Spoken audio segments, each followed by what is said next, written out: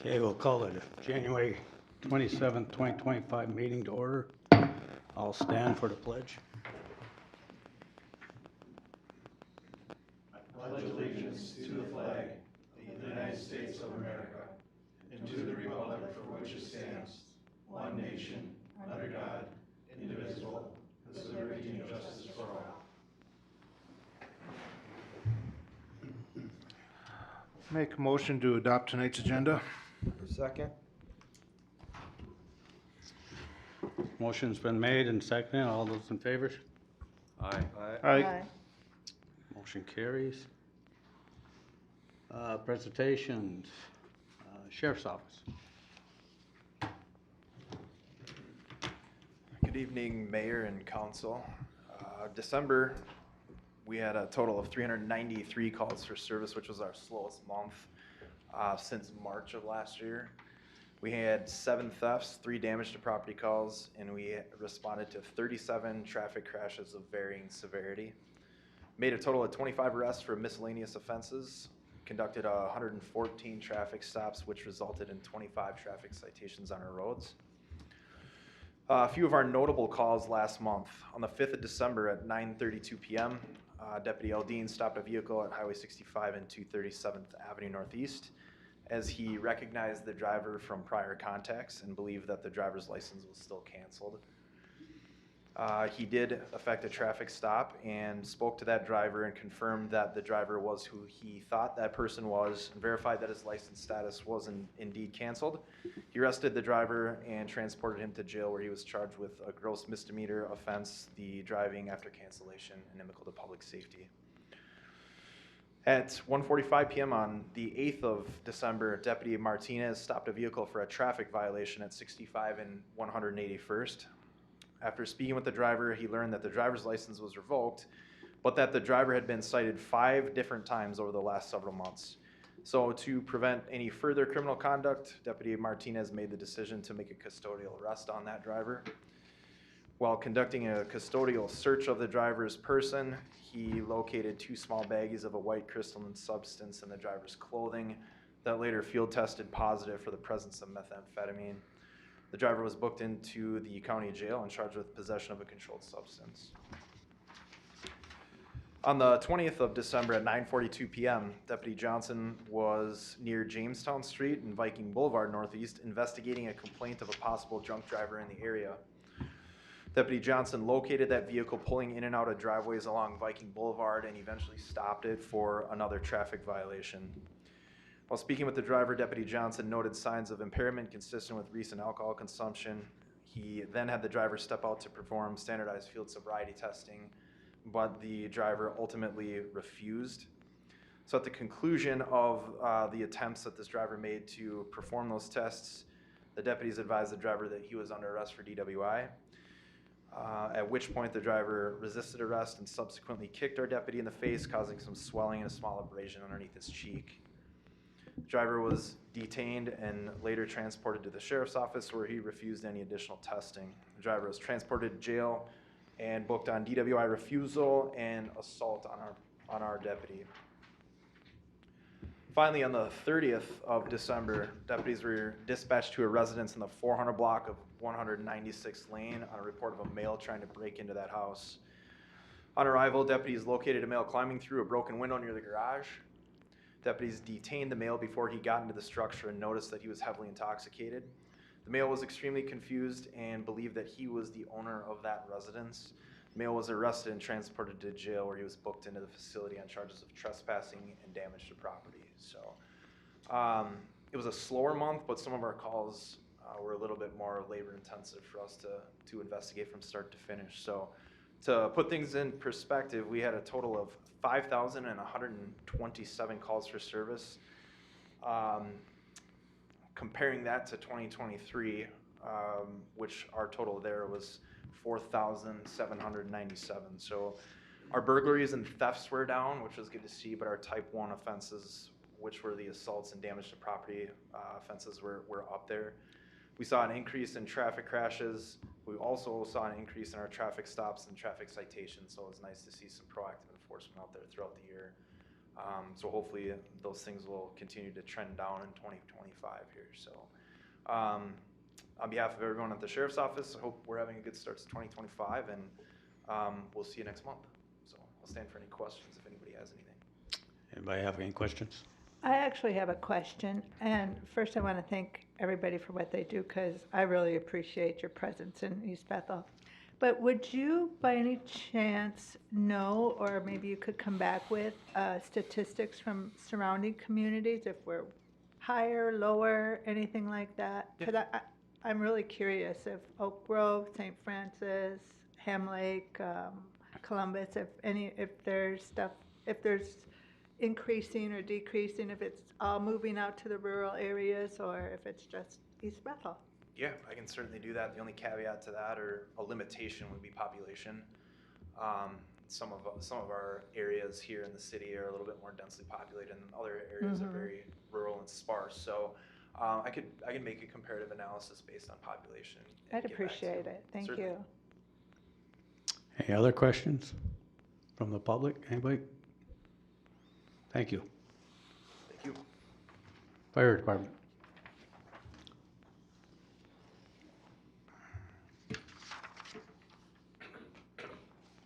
Good evening, Mayor, council members. This is our December Fire Department report along with the end of the year report.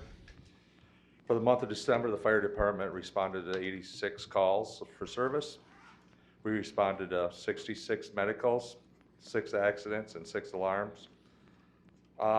Then for the year, for 2024, the Fire Department responded to 1,031 calls for service.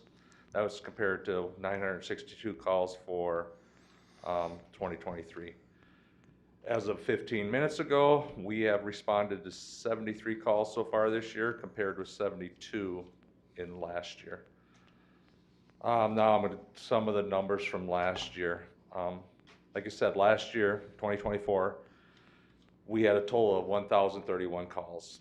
Of those, 169 of those were duty officer calls. Then we total day calls. So we have day calls on Station 1 and Station 3. They're combined throughout the day, but then at nights or on weekends they get separated. So there's going to be some difference in numbers here. So Station 1 day calls and 3, they were responsible for 473 calls. They have to do 30% of that, so they have to do about 141 calls. Station 2 day calls, they're responsible for 467 calls, so they have to do about 140 calls. That's to do their 30%. All of our firefighters do above 30%. They're right around 35 to 40%. Total night calls, so Station 1 and 3 are combined, and then Station 2 is off by itself. Station 1 and 3, were responsible for 298 calls. 30% of that is 90 calls. And Station 2 was responsible for 252 calls, and 30% of that was 76 calls. So our total year in review of 1,031 calls, 752 were medicals, 14 mutual aid calls, 26 total fires, 66 PIs, or accidents, 46 alarms, 44 smoke in the area or illegal burns, and 83 other calls.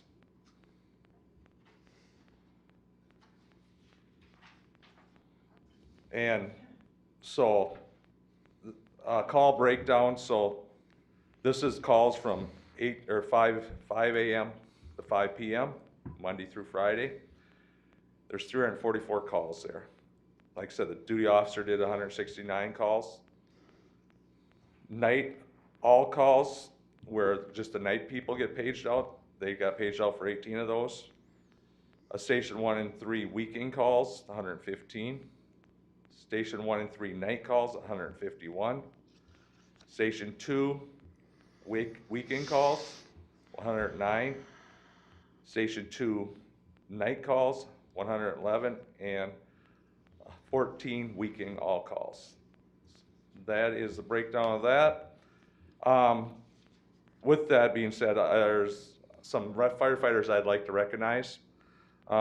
We have 3 firefighters that are our top responders. So our day top responder is Richard Williams. And Richard's been on the department 44 years. And like I said, he goes to roughly 65% of the day calls. And that. Our Station 1 and 3 nighttime responders, and this is only during their shift. It does not count their duty officer calls or calls they respond to other stations. District Chief Wade Hoffman, he responded. He was the highest responder for Station 1 and 3. Station 2 night responder was Captain Kyle Howard. He beat out Lieutenant Nate Fish by 1 call. With that being said, our paid on call firefighters are dedicated to an average of 270 hours a year that they are at the department. This includes calls and training. You know, some calls are longer. Some calls are, longer than an hour. Some are shorter than an hour. Some are only 20 minutes long. And then just a number as the department as a whole, we responded 6,000 times with all the members combined to the number of times we responded to this station. We did 6,000 times in that. So that comes out to about 5 or just about 6 people per call that we get. And with that, I will answer any questions. With the top callers, do they get any sort of recognition or award for that stuff? Not right now. We do not do that. I recognized them during the staff meeting and they get recognized at our appreciation dinner. Okay, I was just wondering if, Yep. just to help recognize and boost personnel, if the city could present them with, say, a certificate of recognition for their efforts, and we could do it for a council meeting just to. Yep, we'll take that. Like I said, we'll take that in. I know we did have some plaques we were giving out at one time when we had the Safer grant and that. Yeah, So doesn't necessarily have Yep. to be a plaque, but just something in a frame and yep, no, saying thank you for your efforts. They're extremely appreciated. yep. We'll do that next year's council member. Any All other- right. I have some questions. The first one is, on this report that we get, there's several that are all to the same address, and some of them the same thing, like burning smoke, same day, listed there twice, same address. There's an alarm, same address, same day. There's medical, going to the same address. So I'm just wondering how that is happening. Okay, so the medical, like I said, we can go there. The patient can go into the hospital or decides not to go. We can't force them to, Alina can't force them to be transported. And then they call us back again. So then we respond again. On the alarm, we had a alarm at a business. They were having an issue with their drive system. So the alarm kept sounding. So we finally, he thought he had it fixed, and then it sounded, I think, a second time. And at that time, I contacted the duty officer and told him that tell the business owner to put it in trouble and advise the dispatch that we wouldn't be responding to any more calls. Then we didn't get any after that. Okay, and so when that alarm went off twice, did you send the same amount of people? We send one person that's a duty officer call. Okay, One person goes. And the medical, Medicals depends on who shows up. okay. And my other question is, do you guys have a triage, like a phone triage system where if somebody calls and they can really take their own self to a doctor, is that possible? I don't even know what the law is regarding that, that's why I'm asking. Can they take their own self to a doctor if it's possible, or do you guys always have to go if you get that call? So when they call 911, it goes into the Anoka County Dispatch Center. Right, At that time, the dispatch center takes the initial call. From there, they transfer it out to Alina. We get paged out based on the information the patient gives the Anoka County Dispatch Center. That's what we get paged out on. okay, And makes that- sense. And as we're going to the call, Alina is getting more information, and we are getting updates on that call at that time, along with the deputies. Okay, thank you. Yep. We Any had- other? We had the breakfast this last weekend, and saw most of us were there, and it seemed really well. How did that go? It was down from last year. I do believe they did about 240 people went through compared to like 300 some last year. But it did go fairly good, and I can't say for sure because I haven't talked to Danielle about if Brad had donated the food or not. So I'm not for sure how they did so. Okay, I think I heard that he did, but Yeah. take that with a grain of salt until you confirm it. Yes, yeah, he has done in the past where he has donated food. Yep. Any other questions from the public? None being, move on to the next item, Thanks, you. Chief. public forum.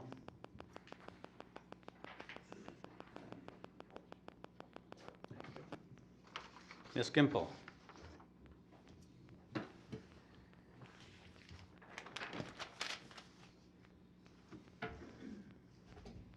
Good evening, Mayor, Council.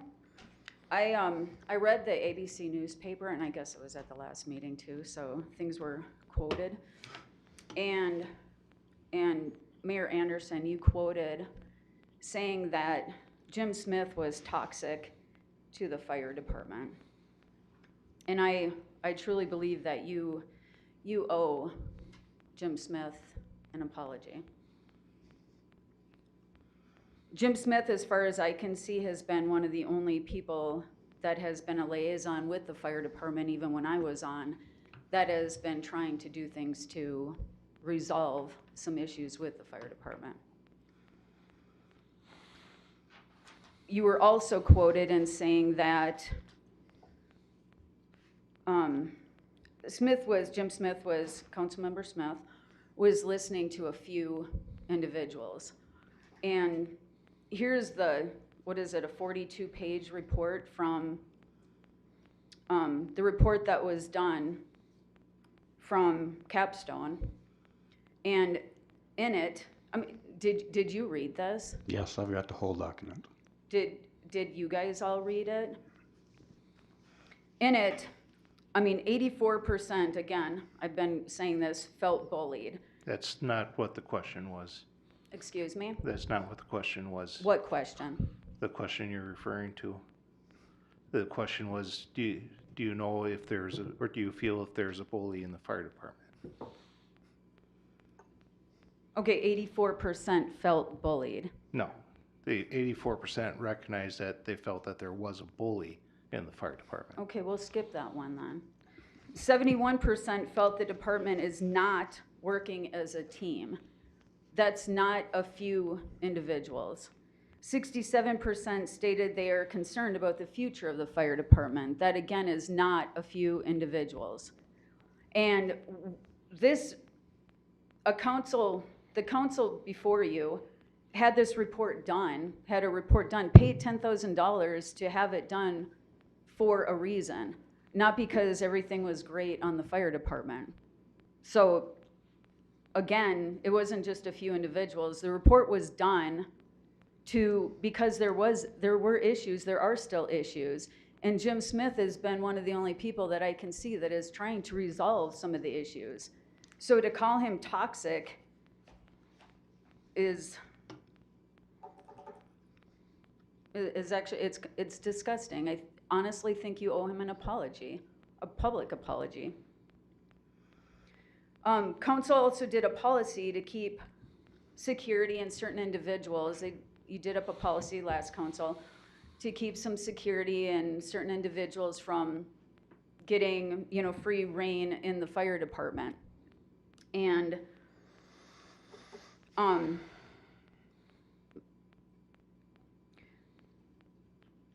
Chief, sorry, I want to call you Chief. Mayor Anderson, you are too close to the fire department. I think you know that. And that policy was done because of people like you. And I just really hope that you recuse yourself from any matters involving the fire department. You have a lot of knowledge, and your opinion very much counts and should be said, but I really do hope that you do recuse yourself from some of the fire department, from all the fire department matters. That's all. Thank you. All right, thank you. Your comments are being listened to. Next, consent agenda. Make a motion to approve the consent agenda. I'd like to pull item B as in boy and K as in kilo. I also want to pull B, E, and G. What was that, Jim? B, G, and E. B, G, and E. I'd like to pull D. I'd like to pull A, E, F, G, J, K, L. I think that's all of them. Yep.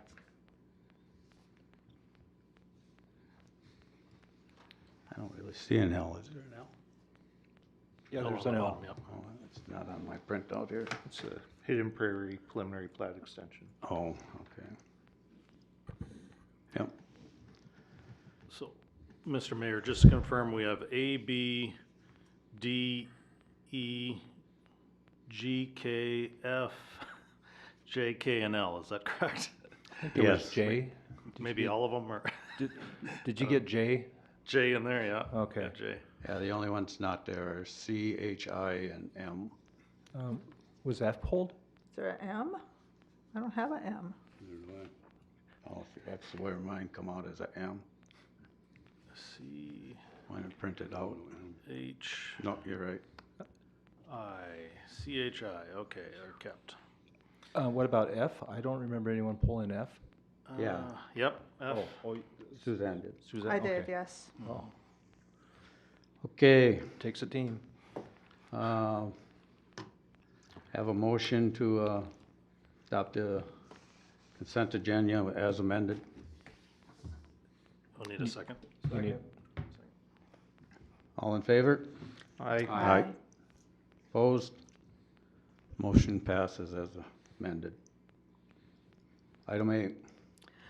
Item A, I want to talk about our contract with ACE. I am curious, I think they're overcharging us. I just saw $1,200 for the ice arena, and I know that they charge a lot for this building, and I think they charge for every single fire station and every building that we've got. And I'm just wondering when the last time the city has gone out and done price comparisons with other garbage companies. Mr. Mayor and council members, we can certainly do that. What I do want to say though is the $1,200 is not a normal reoccurring charge. We had a theft over there of a 6-yard container, 2-yard? It was a 4-yard. 4-yard. Oh, no. Stole the dumpster from the ice rink. Someone stole a dumpster. You're kidding. Of all the things. What they're doing with it, we don't know, and hopefully they return it because it's a $1,200 dumpster. But in February, we're getting cameras over there, so we'll see the theft next time, so. Good idea. Thank you. With that, I'll make a motion to approve item A of the consent agenda. Second. All those in favor? Aye. Aye. Opposed? Motion approved. B. I got one change on page 29 of the packet. Page 29, let me get Page to it. 29. And it'd be on line 30 and 31 with the voting on that. I did not vote in favor, so that should read Mundell nay, along with Anderson nay. That's the Okay, only. so number 31, add Mundell nay. Yep, that's the only correction I have. Okay. And I got page 28, line 11, it says Miller asked Miss Lindahl if the land form would be okayed. I was the one that asked her that. That's the only change I had. What number are we talking here? Number 11, page 28, where it says Miller asked. It should be Smith. So if there's, Smith asked, okay, so number 11, That's all I got. 29, that's page 28. there's no other changes, alterations, I will make a motion to approve item B. Second. All those in favor? Aye. Opposed? Motion passes. D. I'd like to say that this regards the Parks Commission members who are being reappointed. I couldn't tell you how happy and wholehearted I'm going to be for the support of these guys. We've got very dedicated Parks Commission members. It's been a true pleasure to walk alongside work alongside these individuals. They're not only passionate about the city's parks, but they truly are committed to enhancing the quality of life for residents. These members have constantly demonstrated a strong work ethic, creativity, and collaborative spirit. Their efforts have significantly contributed to the betterment of our parks, making them more enjoyable and accessible for everyone in the community. They are Barney Harvey. They are Bill Zimmerman, the Parks Commission Chair. And they are Mary Ellen Westland. Full support for them to be back on that commission. And with that, I'd like to make a motion to pass item D. Second. All those in favor? Aye. Opposed? Motion passes. E. Item E is me. I am interested in the first sentence on this. The prior council indicated an interest in transitioning the EDA membership over to elected officials. I am wondering how we would go about doing that and what the procedure was, because it seems like with two people getting off right now, now is the perfect time to start. But I don't know. It says the attorney said it has to happen as terms expire, so. Mr. Mayor, I don't know if the attorney is willing to comment on this, but we did have him look into if this were to happen, how could it happen, or what's legal to happen, and if he's prepared, perhaps a quick executive version of how it would happen would be good. Yeah, otherwise, we could table it if you need to. Mayor, council, whether it be an HRA or an EDA or a port authority, all commissioners of those respective boards are appointed by the mayor with the blessing and vote of the council. The council can either accept, reject, or modify the mayor's appointment, but at the end of the day, it is the council that appoints those boards. Right now, you have a 7-member EDA, a 5-member HRA. Your HRA, through your enabling resolution, is the council is the board of the HRA. Through enabling resolution, your EDA is composed of 7 members, 2 of which have to, through your enabling resolution and then also recommended by statute, have to be council members. The other 5 can be council members or other individuals. You can also decide to change it up at any time. But right now, it's a 7-member board. If you want to, so if you have 2 up, you're right. You can go ahead and replace those 2 if they're non-council members with council members, if that is the will of the body.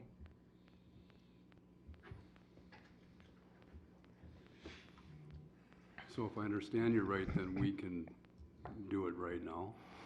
You could If do we it now. decided for council members? It's all up to, you know, how you would like to proceed forward. Generally, what I've seen as far as custom and practice, if you want to talk about that, and I don't know what the custom and practice of East Bethel has been. I've only been your city attorney for, well, 23 months to be exact. So one short of a year, of 2 years.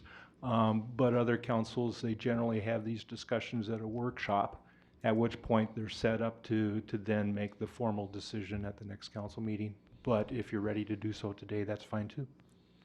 I'm going to make a motion to table this till our next work session, after our next work session. I'd second that. All in favor? Aye. Opposed? Motion passes. F. And that's me too. If you read through F, where it starts in like the 3rd line, at their January 14th, 2025 meeting, the Park Commission unanimously, blah, blah, blah. Yeah, it's a- Why, I'm really confused at how this is reading. I mean, it's like, where did this even come from? I'm confused. It's the same line as in the park. Yeah, it's like Up higher. they copy and pasted it from the reappointment of the Park Commission. And so is there something missing there? No, Mr. Mayor, council members, that's just a typo. It should be the Planning Commission unanimously recommended the City Council consider reappointment of the following members. But they list the And to Park the- Commission's names There- and not the Planning Commission names. That's right. Because planning hasn't even met yet to So make new appointments for the year. should we table this for a would- correction? If you'd like to table this, I will. I'll I make will a motion to table Follow item. up with the drafter of this Yeah. and make sure that we get it right. Sorry about that. I'll second. Motion's been made, seconded, all in favor? I got a question first. I was at the planning commission meeting when they wanted to, Sharon Johnson does want to get back on it, so does Brian Downey. Yeah, I know they both do. So can we just vote on them and just strike out the bottom piece? That way they're voted in.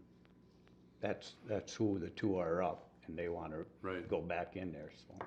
Right. I don't know what the legality is So with could the. Was there a motion and a second? I didn't Yeah. quite, okay.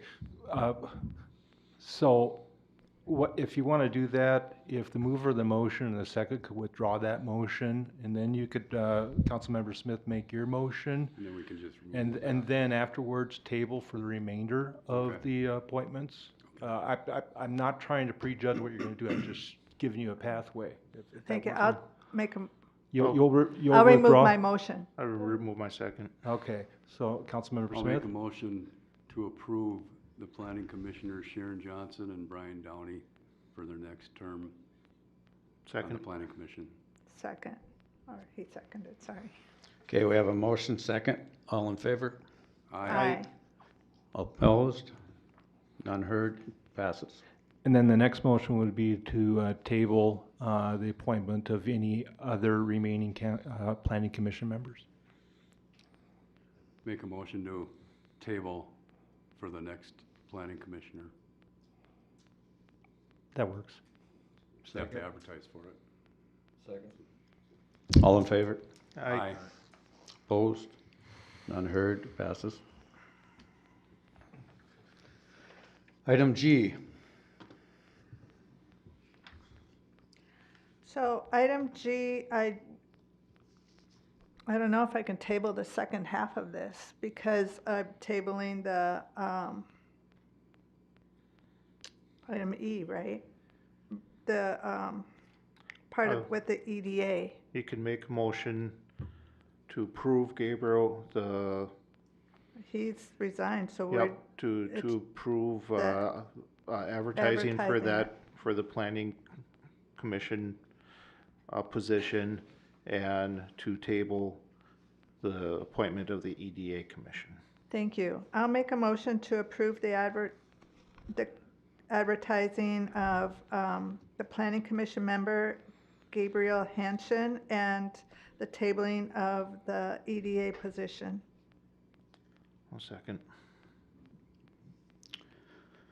Discussion, any more further discussion? All in favor? Aye. Opposed? None heard, passes. J, All right, that's declaring the mower surplus. I kind of have an issue with the city, when something reaches a certain age, you guys automatically say, oh, it's surplus, we're gonna sell this and get a new one. I'm curious, is there something wrong with it where it can't be repaired? Because we pay people to work on this stuff. So, I guess that's my question. Yep, so we have a equipment replacement schedule that's set up to basically budget for replacement of these vehicles. We set a specific time frame, and then we put aside money each year so that when that time comes for replacement, we already have that money saved. We don't have to bond, we don't have to ask for any more money. If the vehicle or equipment does not need to be replaced, we keep pushing it out further and further. This was originally planned for 2022. We put some more money into it, got 3 more years out of it. In that meantime, we still set aside that same amount of money to save up for, it would have been the next purchase, so we're saving that money into the budget. It's not dollar for dollar because the price of all this stuff goes up each year, so we're not actually, recouping all that money, but we do look at everything each time. If it needs to be replaced, that's when we recommend it. It would still work, but it also has salvage value right now to resell. And one of the benefits we have as a government agency, like this mower here, I think the price we had was $67,000. The sticker price on it was $92,000, and so we're saving that as a government agency. So that when we do sell it back, we can capture some of that money as well. And it's kind of like, there's no set time on these. It's kind of like our personal vehicles. Some people like to replace them every 5 years. Some people like to run them till they're in the ground. There's no science behind it exactly, but this is kind of the formula that we've used, and it's worked well in the past. What do you expect to get back for it? This is kind of a smaller market. It's not a lawnmower, it's a full-on tractor. It's cuts 12-foot wide path. It's a big machine with a diesel engine. There's not a large market for it. Golf courses and large park properties. We're kind of thinking somewhere between $10,000 and $20,000 on the old one. We've been surprised in the past where we've gotten a lot more than that, but I can't say for sure on a bid, not an auction. Where do they use this particular one at? Is it just our park, or do they do ditches and? Yep, so this one's used for all of our city-owned property, so we do all of our parks with it. This is kind of our workhorse mower. It's used every day that we're mowing. It does all of our parks. It does the Sandhill Parkway. We maintain that right now until that gets developed for, we mow that roundabout area and along there, so it looks nice for the city right now.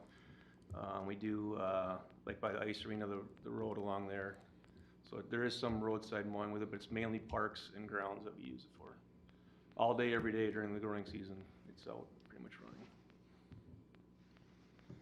Okay, with that, I'm going to make a motion to approve item J and K of the consent agenda. Oh, I got K. Oh, I did too, but okay with just J then. Okay. Second. have a second? All in favor? Aye. Opposed? None heard, that passes. K, Item K, the purchase of the mower, I'm fine with that. I just had the question of what our bidding process is. Do we bid local, for example, Plow World and Pat Small Engines? If they have the state contract, we do. Most of the stuff is purchased on a statewide contract, so only one manufacturer will have the contract for it. A lot of times the local businesses will match. They can give us the state contract price, is what they kind of say. But yeah, we've looked at Plow World for, they have some of the snowplow stuff there, our Western Whiteouts. We've bought stuff from them in the past. Pat's hasn't had any state contract stuff so far. Okay, so we do look at our local vendors. Yeah, we try and keep it local too, just for getting parts, it makes it a lot easier too. John Yep. Deere seems to be kind of close, and Isani and Ham Lake for getting parts, but you're kind of paying for that too, so. Okay, that was my question. With that, I'll make motion to approve item K. Second. Second. Okay, we have a first and a second on that. All in favor? Aye. Opposed? None said. Passes. M, or L, I mean. Oh, that's mine. The Hidden Prairie Elementary preliminary plat extension. I'm just curious, if we wanted them to deny this extension, what's the process they have to go back through? And where is this, actually?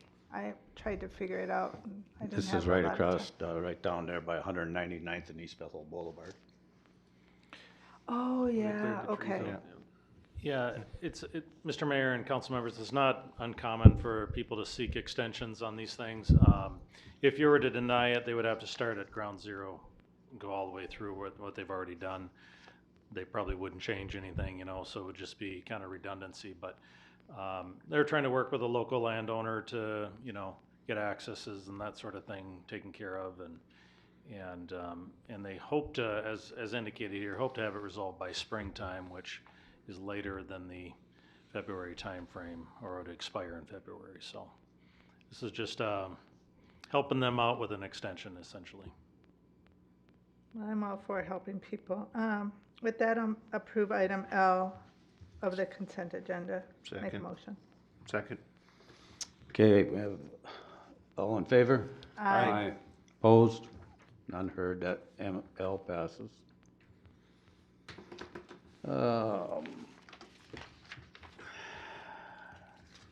E, item 1.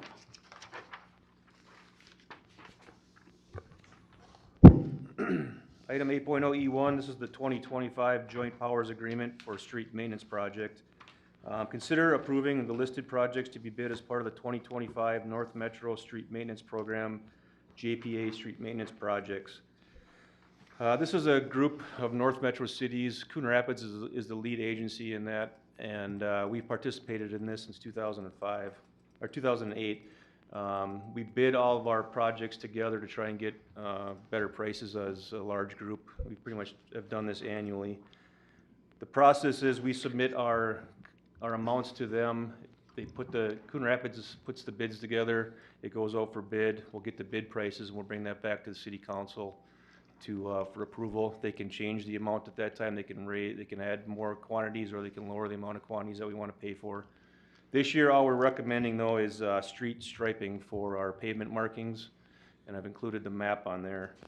And the amount that we're looking for is 260,000 linear feet of pavement markings.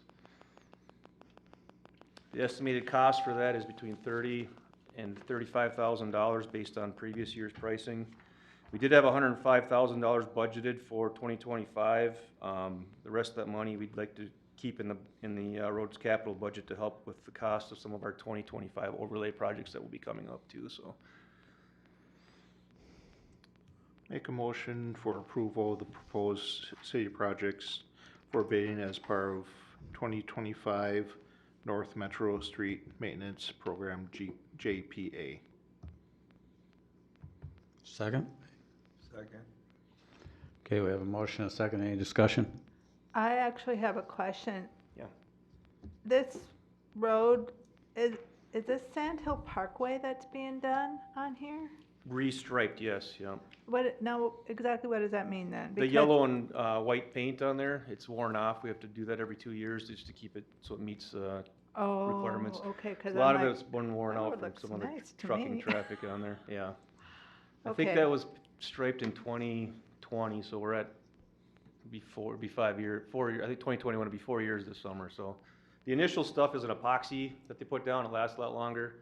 When we redo it, it's just paint. So we get about 2 years out of it. So we do half of the city, it's two different, groups. We'll do half this year and we'll do half next year, Okay, yeah. thank you. Any other discussion? That said, all in favor? Aye. Opposed? Motion passes. Item E2. This is the 2025 Class 5 gravel road resurfacing projects. In 2006, the city began a 6-year cycle of gravel road resurfacing for our 14.5 miles of unpaved roads within our system. The cycle allows up to 5 of our 30 gravel roads to be overlaid with new material each year on the rotation sequence. $40,000 was budgeted for gravel road resurfacing in 2025. The costs for these projects are for material and delivery. The Public Works Department conducts the grading, compaction, and finishing of the material. Prior to the placement of any new Class 5 material, Public Works staff will reclaim the shoulders and reshape the existing surface. I listed the projects we did last year in 2024, and then the second grouping there is the ones we are proposing for 2025. We're also recommending another application of chloride on Klondike Drive, and then based on previous year's bid pricing and estimated cost for the chloride, we should have enough in our $40,000 budget to get this done. And then here again, once we get the quotes back, we'll bring those back to council for approval at that time too. So you'll see this again before it actually, project goes forward. Okay, you have a motion? I'll make a motion to approve the 2025 Class 5 gravel road resurfacing projects. Second. Okay, discussion? Will that motion cover the chloride? Yes, yep. Okay. Any other discussion? All those in favor? Aye. Opposed? Motion passes. Staff report. Mr. Mayor, we have one item there under 8.0 G1, which is a union negotiation process and timeline discussion. Essentially, staff is seeking direction on how the city council would like to proceed with the 2026 to 2028 union negotiation process. There's 3 different options that we can utilize. We can continue with past practice where myself, along with the finance director and the public works manager, initiate, facilitate negotiations with the city and the union. And after such, essentially put together a process, an agreement, and agreement is reached and presented to the council. You can have the city administrator, along with the city personnel committee, initiate and facilitate negotiation between the city and the union. And after meeting with the union, we would put together a proposal continuing this process until an agreement is reached. The third option was somewhat alluded to by the prior council in terms of outsourcing the entire negotiation process to a third party or the city attorney. Essentially, there was a kind of a belief that whatever was negotiated in terms of an increase for the union would be given to the non-union. So you're kind of negotiating your own increases. I'm not sure that that'll be so much of an issue this time. Primarily, we're going to have a tough negotiation. I think this time a lot of contracts have gone up dramatically, more so than the average amount. So it may be the type of situation where you want a professional negotiator in on a situation like this. But again, there's options for you. And if you want to kind of discuss here this evening which one is the preference of the council, you can direct staff and we'll start that process. What have we done in the past? In the past, we have, let me see here. Historically, staff included myself, finance director, not myself, but the prior administrator, finance director, public works manager have met with the union steward and union agent to facilitate the negotiation process, ratified eventually by the union and the city council. So again, what was thrown out there was kind of the idea that, the non-union folks are negotiating their salary increase, But it's up to matching kinda. the council to decide. Now, are they still going into closed session to discuss what they come back to, or is it all out here? It's in closed. It's in closed. Traditionally, it's been closed session. I've not been part of it, I'm gonna be honest with you, so. Nate, this'll be you've new. been part of it, haven't you? How Yeah, has- so my role in the past was basically just the management side of things. If they had items that were on-call time, things like that. The pay itself was basically the city administrator and the city council, and they would kind of go back and forth between you guys in closed session, yep. And who is on the city's personnel committee? Who does that consist of? It changed this year, so I believe I'm on there. I think it's the mayor and Jim, I think? Yep. and Jim Smith? Yep. Okay. Anderson and Smith. So what about a combination of number 1 and number 2? Using the personnel committee, and I think the finance director needs to be part of it because he's the expert in finances. He knows what the numbers are like on the top of his head.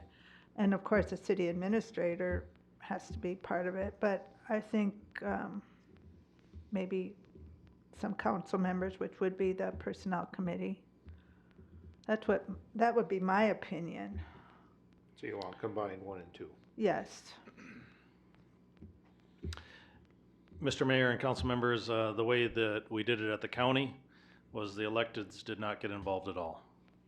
It was negotiated by an attorney. It was brought forward to them to be ratified by the board.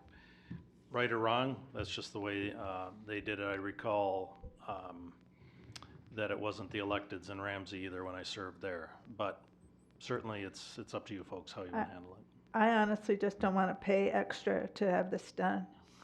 That's my thing. I understand.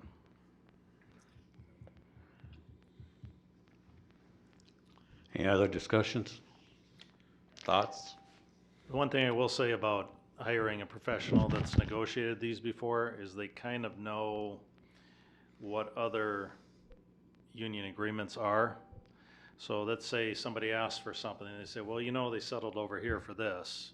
You know, so you have that leveraging power that we may not have. We may be at a disadvantage with that, but Well, do you know what the additional cost would be? I don't. It'd be based on an hourly, you know, how much time it takes to negotiate it.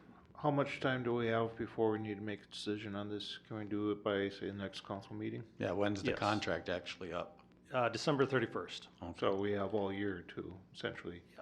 So We want it done before the historically- budget. Yeah, historically, we want to establish it before the budget, but historically, it's always been started beginning of the year, Yep. given enough time to work through. The last thing you want to do is rush it, because then, you know, you may not get an outcome that you want, so. Well, it sounds like we need a little bit more information about the third option if we'd wish to go that way, depending on what the cost would be. Can you do a workup on what it would cost for having a city attorney or expert Yep. negotiator come in and compare that cost to what it may cost having the city administrator and the public finance director and public works manager do that, whether they be salaried or if it'd be additional costs, so that we can kind of compare apples to apples on pricing. Eric, do you understand that kind of stuff? I was president of the union, involved in 4 negotiations that I led on behalf of the union.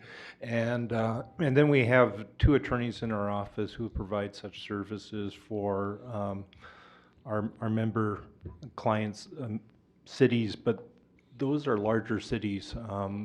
So I have seen it used at cities the size of East Bethel, usually kind of targeted on one particular collective bargaining agreement that for whatever reason is, you know, difficult or material. And I've also seen that generally you may want to take that major one that kind of sets the standard and the template for the others, and that's another approach to take. So there are various flexible options to maybe consider, and I can certainly talk with your city administrator and try to essentially provide that additional information for you to make that informed decision. Well, I'm assuming you're gonna look at it anyway, correct? I always look at the collective bargaining agreement at the end. I look at all of your contracts before you approve them here. Sometimes it's difficult because the only time I see them sometimes is when I get the packet.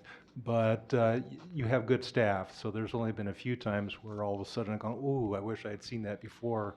Yeah, I guess that's a long answer to, I'm sorry, your question, which is yes, I look at them all before you approve.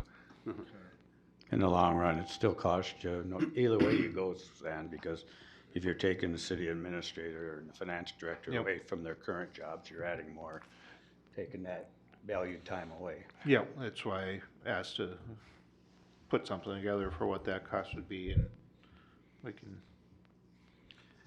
compare. Mr. Mayor and Council, I think we can handle that if that's what you'd like us to do. It's, within our normal, daily work. The part that I'm a little concerned about, what I alluded to earlier, is kind of knowing the lay of the land. What contracts have been approved out there, kind of know what you're dealing with, and if you're working with it day in and day out, you have a pretty good feeling what that is. We wouldn't know what that is. So I'm going to make a motion to table this item. See, do we need motion on this, or is this just informative? No, you can make a motion to table and direct staff to come back with Some pricing. comparable pricing. Okay. I'm making a motion to table item 80G1. So staff will come back with a comparative analysis on pricing Second. and expectations. Okay, we have a motion and a second. All those in favor? Aye. Aye. Opposed? None said. It passes.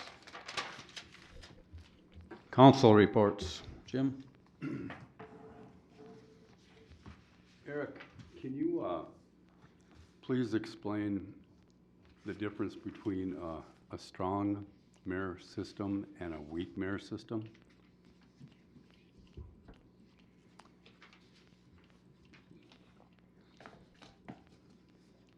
Whew.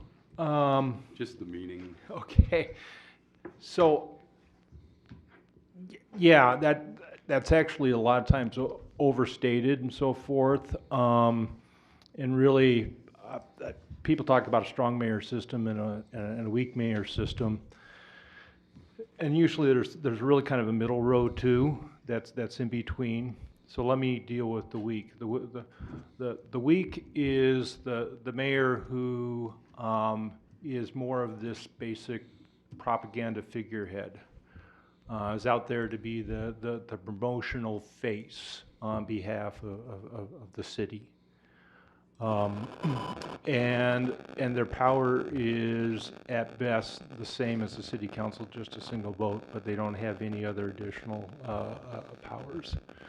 The strong mayor system is one that has, and interestingly enough, usually doesn't even sit on the council, although can. But what their role is to really act as like the city manager. They're full-time, almost always. They appoint. It's not the council that appoints. Maybe the council will have approval of those particular departments, but each one of the department heads or directors, as well as the staff and everyone underneath and so forth, is serving at the pleasure of not the council, serving at the pleasure of the mayor. So now you can see where that is like the CEO. Right. So I wanted to deal with the weak and the strong. So then you understand that we also have mayoral type of systems that are in between. East Bethel is a weak mayor system, correct? I would put it more towards the weak. Okay. But I wouldn't say it is the absolute weak, but it certainly is not that CEO. Okay, thank Yeah. you, appreciate that. Then I want to address you, Mr. Mayor, on the comments you made at your first meeting on my role as liaison for the fire department. It's crucial that we base our discussions and facts and maintain a respectful dialogue that prioritizes well-being of our community and our dedicated public servants. I feel the comments made by you, Mayor, fell way short and need correction. You, Mr. Mayor, claimed that the fire department is kinda toxic with me as a liaison, blaming the toxicity on me. Seriously, where did you get your facts for this comment? I went back through Jerry Strike's report and I could not find the word toxic anywhere. First, I want to acknowledge the concerns raised in the recent efficiency report. While some firefighters have expressed feelings supported by city leadership, others have voiced about perceived micromanagement. It is important to note that concerns highlight a need for improved communication and collaboration, which I've offered from day one, not toxicity. Nowhere in the report was there an indication of toxic environment created by the liaison. Nowhere in the report does it ever mention, not once, the liaison was toxic or created toxic environment. I find the statement made by you, Mr. Mayor, disrespectful, falsified comment that you made that create a toxic environment on our council, in my opinion. As your liaison, I have consistently prioritized open communications with the fire department, meeting with the fire chief immediately after being assigned a liaison position, and offering 24/7 availability to address any issues and concerns, which numerous firefighters have used. I have advocated for increased pay funding to recognize the invaluable contributions of our volunteer firefighters and was told by the chief the firefighters don't need any money. I totally disagreed with this statement by the chief. I have requested more detailed budget proposals to ensure transparency and accountability while looking for options to fund this request. I think it's worth noting that the report mentions some feel they are micromanaged by council, and some say I am less engaged. The role of liaison is to communicate, coordinate, collaborate with the parties involved. Even though I have a full-time job, I will not be able to make all the meetings. The fire department meetings fall on Monday nights, as you're aware of. And I urge you, Mayor, to take back your statement because it wasn't factual. We have some issues that the report clearly identified with the fire department, and it is up to us to ensure that our firefighters have the proper resources, support they need from us, and residents to serve our community effectively. Your false statements and reason regarding the change does not help anything to achieve any goals. I appreciate your comments. That's all I got. Tim? I'm good, thank you. Planning commission for tomorrow night has been canceled. And that's all I have. Just want to make that announcement. Susan? I just wanted to say I read that article and I thought it was illegal for us to make comments like that to public news sources. So I'd like the attorney to address that, because if I went to a newspaper and wanted to make some negative comments about other council members or the attorney or the city administrator, would I not get in trouble for that? Mayor, council members, I want to be very clear that First Amendment allows individuals to say whatever they want.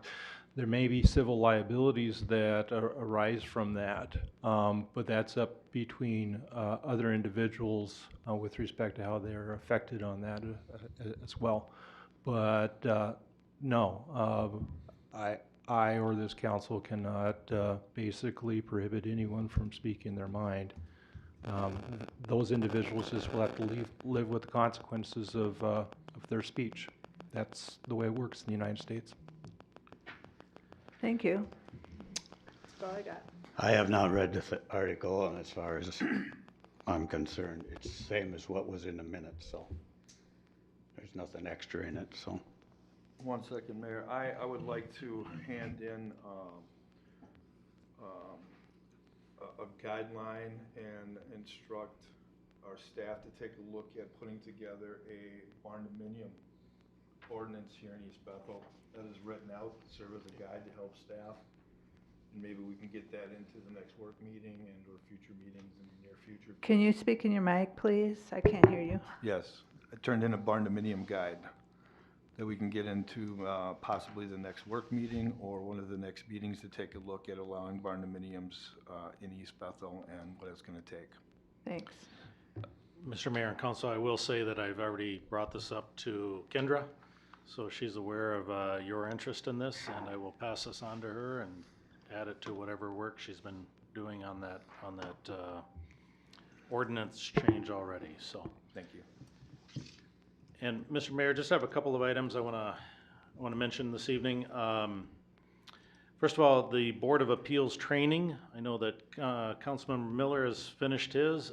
This is the last week that we can do that. So if one more or possibly two more, I think, had indicated an interest in doing that, you have 1 week left to get that completed. The local Board of Appeals is scheduled for April 28th, tentatively. And that, of course, is an opportunity for the public to come in and to ask questions regarding how their properties are valued. And the county, Alex Guggenberger, will be here to help sort those values out if there's any questions on that. I know a lot of people are kind of shocked at where values are. I think buyers are shocked where values are. The market's gone kind of crazy on a lot of, certainly commercial industrial. Residential's kind of been a little flat this last year. I think it's a lot less than it was before. But anyways, that's an opportunity for folks to raise those questions if they have them on so far scheduled April 28th. And then I also wanted to mention we've got one property, I spoke with Nate on this, 455 Forest Road. It's a condemned property. There is a sign on it from the county that it's been tax forfeited. In the last legislative session, there were changes to tax forfeited properties, and counties have to sell these properties. This property will be going up for auction.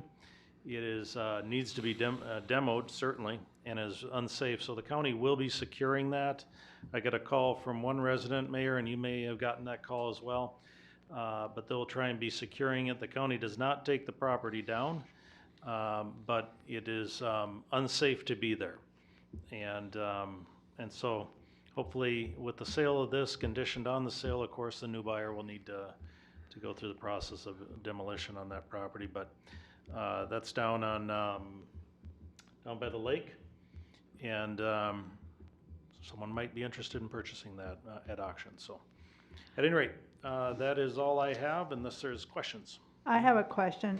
Has a resident of that property come forward at all or said anything, complained, anything like that?